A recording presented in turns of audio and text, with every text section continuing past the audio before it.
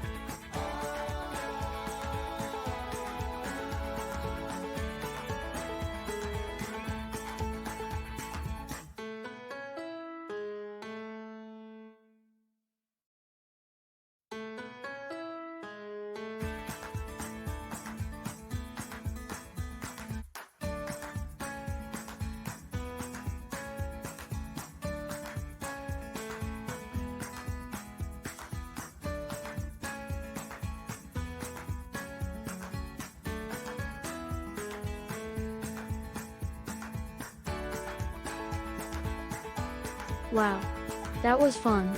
Now we have an amazing piece of art. Do you know how I use mine every day? To say my affirmations. I look at myself in the mirror and say things like, I am powerful, I am kind, I am creative, and most importantly, I love myself. What will you use your mirror for? Well, thanks for playing. And see you next time in the Discovery Lab. Bye. Thanks for watching.